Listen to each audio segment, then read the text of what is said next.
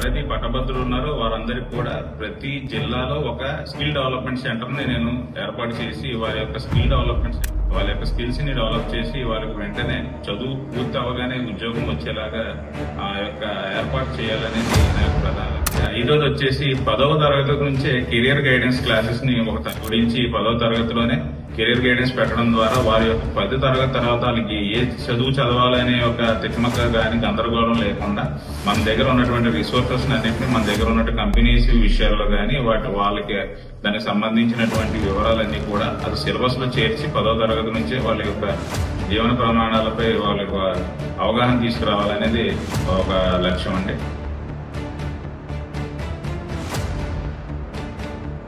Welcome to 20 TV news.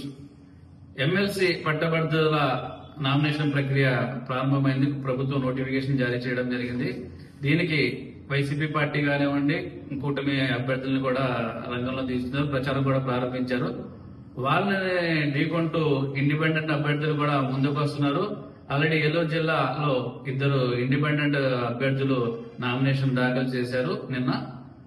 ఇప్పుడు కాకినాడ నుంచి హసన్ షరీఫ్ అనే సామాజిక కార్యకర్త, అదేవిధంగా రాజకీయంగా వివిధ పార్టీల్లో వివిధ హోదాల్లో బాధ్యతలు చేపట్టిన వ్యక్తి మనతోటి ఈరోజు ఏలూరు ప్రచార కార్యక్రమం భాగంగా వచ్చి ఉన్నారు. ఆయన్ని మనం పలకరిద్దాం.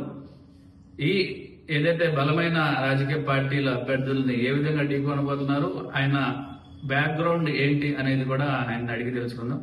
హసన్ షరీఫ్ గారు నమస్తే అండి. ఏదైతే ముందుగా మీ ఇంట్రడక్షన్ చేయండి, మీ గురించి చెప్పండి. దాని తర్వాత మీరు ఈ పార్టీల అభ్యర్థుల్ని ఎలాగా ఢీకొనబోతున్నారు? ముందుగా నేను 20 టీవీ ప్రేక్షకులందరికీ హృదయపూర్వక నమస్కారాలు తెలుపుకుంటున్నాను. నా పేరు హసన్ షరీఫ్ అండి. నేను అల్పసంఖ్యాక వర్గం నుంచి వచ్చినప్పటికీ కూడాను భారతదేశంలో ఉన్నటువంటి సామాజిక రుగ్మతలపై గాని సామాజిక సమస్యలపై గాని నేను గళం విప్పాలని చెప్పేసి 10 ఏళ్ల క్రితం నా పట్టభద్రులు పూర్తయిన తర్వాత నేను ఉద్యోగం చేస్తున్నప్పటి నుంచి నేను వీటిపై మాట్లాడటం మొదలెట్టాను, వీటిపై స్పందించడం మొదలుపెట్టడం జరిగిందండి. నాకు ప్రత్యేకించి సమాజంలో ఉన్నటువంటి ఏవైతే అనగాని వర్గాలు ఉన్నారో వారిపై జరుగుతున్నటువంటి అన్యాయం ఏదైతే ఉందో కార్పొరేట్ శక్తులు గాని లేకపోతే మతతత్వ శక్తులు గాని వాళ్ళందరూ చూపిస్తున్నటువంటి ఏదైతే ఏకపక్ష ధోరణి ఉందో దాన్ని నేను ఎండగట్టడం జరుగుతుంది. అందులో భాగంగానే నేను పట్టభద్రుని అయిన తర్వాత మధ్యతరగతి పౌరుని అయినప్పటికీ ఉద్యోగం చేసుకుంటూ ఒక పూట ఉద్యోగం ఒక పూట ఉద్యమం అంటూ 10 ఏళ్లుగా నా యొక్క సామాజిక రాజకీయ జీవితాన్ని నేను కొనసాగించడం జరిగింది. అయితే నాకు కొన్ని రాజకీయ ఒత్తిడి వల్ల నా ఉద్యోగం కూడా నేను కోల్పోవడం జరిగింది. ప్రైవేట్ సెక్టర్ సార్ ఉద్యోగం కోల్పోవడం జరిగింది. ఉద్యోగం కోల్పోయిన తర్వాత ఇంకా నాలో కసి పెరిగిందే తప్పించి నేను ఇది కూడా వదలలేదు. ఎందుకంటే ఇది నా యొక్క సమస్య కాదు, ఇది నా పూర్తిగా ఒక మానవులకి సమస్య. ఎందుకంటే మానవులు అందరూ సమానం అని చెప్పేసి అన్ని మత గ్రంథాలు చెప్తున్నాయి. కానీ ఇక్కడ ఏంటంటే మతం కులం ఆధారంగానే మనిషి యొక్క జీవన శైలి అనేది నిర్ధారణ జరుగుతూ ఉంటది. కాబట్టి దాన్ని నేను మరి ఎండగట్టాల్సిన అవసరం ఉంది. దాన్ని ఎండగట్టి నిజంగా ప్రతి ఒక్కరికి సామాజిక న్యాయం చేయాల్సిన అవసరం ఉంది. బాబాసాహెబ్ అంబేద్కర్ గారు తీసుకొచ్చినటువంటి రాజ్యాంగాన్ని పూర్తి స్థాయిలో అమలు చేయాల్సిన అవసరం ఉందనే ఒక స్పృహను నేను తెలుసుకున్నాను. అందుకని మళ్ళీ నేను రాజ్యాంగాన్ని అవపోసపట్టాలని నేను ఎల్ఎల్బి కూడా ఇప్పుడు చదవడం జరుగుతుంది. ఈ 2 ఏళ్లుగా ఎల్ఎల్బి చేస్తూ సమాజంలో మరింతగా నేను వెళ్ళడం జరుగుతుంది.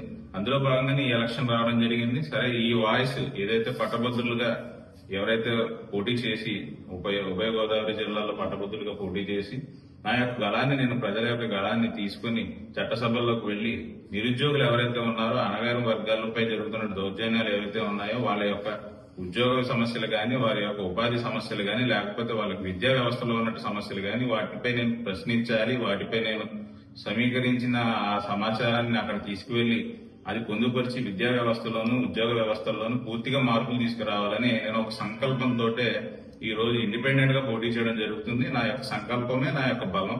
నాకు పెద్ద పెద్ద పార్టీలు ఎవరు పోటీ చేసినప్పటికీ కూడా నా దగ్గర ఉన్నటువంటి ఆ సంకల్పమే నన్ను ఈ స్థాయికి తీసుకొచ్చిందని నా యొక్క ఆలోచన. గతంలో మీరు వెల్ఫేర్ పార్టీలో స్టేట్ సెక్రటరీ కూడా చేశారు. దాని తర్వాత వైసీపీలో కూడా జాయిన్ అయ్యారు. అవును సార్. ఫస్ట్ మీరు వైసీపీలో ఉన్నట్ట లేనట్ట, లేకపోతే వైసీపీలో ఉంటే మీకు సీట్ ఇవ్వలేదా? పార్టీ? వైసీపీ అసలు పార్టీ సీటే కేటాయించలేదు సార్. వైసీపీ పార్టీ ఇప్పుడు బహిష్కరించింది ఎన్నికల్ని. ఓకే. టీడీపీ పార్టీ ఉంది, తర్వాత యూనియన్ టీచర్స్ యూనియన్ నుంచి ఒక క్యాండిడేట్ ఉన్నారు. వీళ్ళు తర్వాత ఇంకా ఇండిపెండెంట్ క్యాండిడేట్లు పోటీ చేస్తున్నారు. ఒక పార్టీలో ఉన్నప్పటికీ కూడా ఆ పార్టీ సిద్ధాంతానికి అనుగురించి ఉండాలని ఏమి అక్కడ మనం నొక్కి చెప్పడానికి అవసరం లేదు. ఎందుకంటే పార్టీలో బాధ్యత తీసుకున్న వ్యక్తిగా అయితే మాత్రం పార్టీకి జవాబుదారీగా ఉంటారు. వ్యక్తిగతంగా రాజ్యాంగబద్ధంగా ఉన్నటువంటి వ్యక్తి ఎవరికైనా సరే రాజ్యాంగ స్వేచ్ఛ ఏంటంటే రాజకీయాల్లో ఎవరైనా సరే ఇండిపెండెంట్ గా పోటీ చేసే అవకాశం ఉంది. కాబట్టి బాబాసాహెబ్ అంబేద్కర్ గారు మాకు ఇచ్చినటువంటి స్వేచ్ఛను మేము సద్వినియోగం చేసుకుంటూనే మేము పోటీ చేయడానికి సిద్ధమయ్యాం. ఎందుకంటే ఒకవేళ వైసీపీలో ఉన్నా నాకు టికెట్ ఇచ్చినా ఇవ్వకపోయినా నేను ప్రజలకి, పట్టభద్రులకి, నిరుద్యోగులకి నేను అండగా నిలవాలి నా యొక్క సంకల్పంతోనే నేను పోటీ చేయడానికి సిద్ధమయ్యాను sir. Okay. Party YCP party ఏదైతే ఈ ఎన్నికల్ని బహిష్కరించింది అంటున్నారు, పార్టీ మద్దతు ఉందా మీకు? మీరు ఇప్పుడు ప్రజెంట్ పార్టీలో ఉన్నారా? పార్టీలో ఉన్నప్పటికీ సార్ పార్టీ మద్దతు అయితే పార్టీ ఇవ్వదండి. ఎందుకంటే పార్టీకి ఈ ఎన్నికలకి సంబంధం లేదు కాబట్టి అన్అఫీషియల్ గా అయినా సరే పార్టీ ఏమీ అనౌన్స్ చేయలేదు సార్.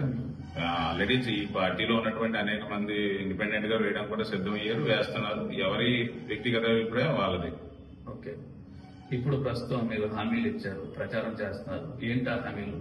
నా యొక్క ప్రధాన ఎజెండా కాకినాడలో గాని లేకపోతే చుట్టుపక్కల ఉన్నటువంటి ఏలూరు వరకు, దుని నుంచి ఏలూరు వరకు ఉన్నటువంటి, లేదంటే ఆంధ్రప్రదేశ్ లో ఉన్నటువంటి అనేక ఇండస్ట్రీస్, ఫ్యాక్టరీస్ ఉన్నాయి, ప్రైవేట్ కంపెనీలు.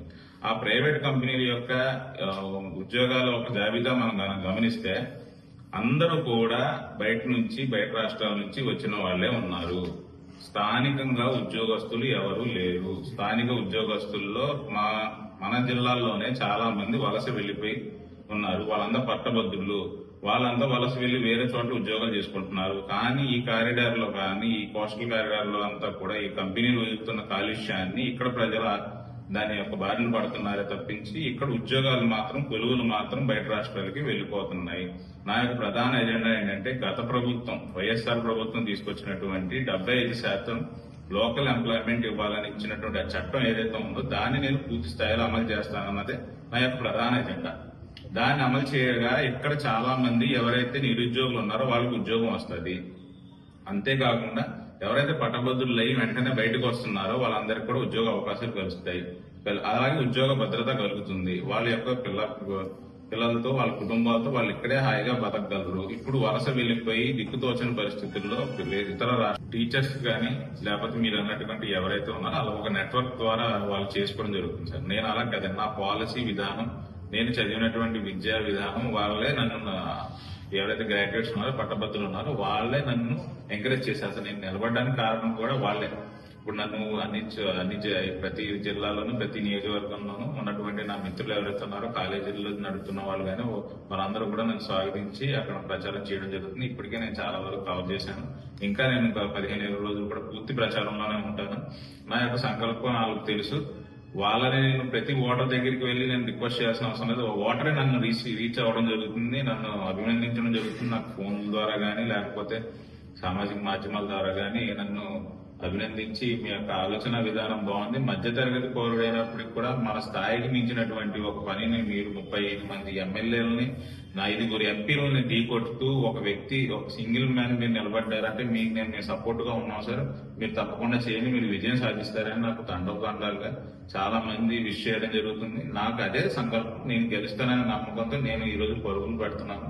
వాళ్ళ యొక్క కాన్ఫిడెన్స్ నా కాన్ఫిడెన్స్ అయింది. ఆ ఓటరే నా యొక్క కాన్ఫిడెన్స్. ఓకే. మీ ఫ్యామిలీ సపోర్ట్ కానీ, ఫ్రెండ్స్ సపోర్ట్ కానీ ఎలా ఉంది?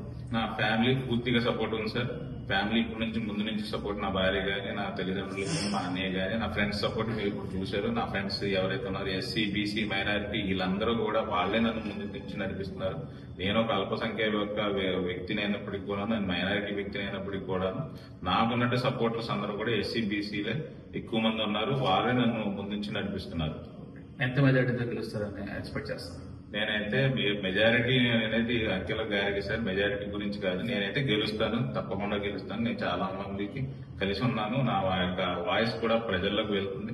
నా వాయిస్ ద్వారా నేను చాలా మందిని ఆకట్టుకోవడం జరుగుతుంది. ఓకే. 20 టీవీ న్యూస్ ప్లాట్ఫామ్ ద్వారా పట్టభద్రులు ఓటర్స్ ఉన్నారు, వాళ్ళకి ఏం చెప్పదలుచు? 20 టీవీ న్యూస్ ప్లాట్ఫామ్ ద్వారా నేను పట్టభద్రుల అభ్యర్థులు ఎవరైతే ఉన్నారో, పట్టభద్రుల ఓటర్లు ఎవరైతే ఉన్నారో వాళ్ళందరినీ కూడా నేను మనస్ఫూర్తిగా విజ్ఞప్తి చేస్తున్నాను.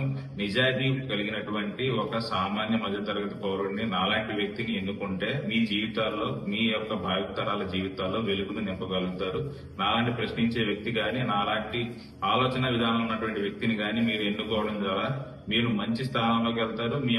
మీరు కోరుకున్నటువంటి భారతదేశాన్ని మీరు నిర్మించగలరు. మీరు కోరుకున్నటువంటి సమాజాన్ని మీరు నిర్మించగలరు. మెరుగైన సమాజం కోసం నాకు ఓటు వేస్తారని చెప్పేసి నేను మనస్ఫూర్తిగా కోరుకుంటున్నాను. ఓకే, ఆల్ ది బెస్ట్ అండి. ఇది ఏదైతే పట్టభద్రుల ఎన్నికలకు అభ్యర్థిగా ఇండిపెండెంట్ గా పోటీ చేస్తున్న హసన్ షరీఫ్ తో చిట్చాడు. పట్టభద్రుల ఎవరైతే ఓటర్స్ ఉన్నారో ఆయనకి భారీ మెజార్టీతో గెలిపించాలని 20 టీవీ న్యూస్ కూడా ఆకాంక్షిస్తుంది. Thank you.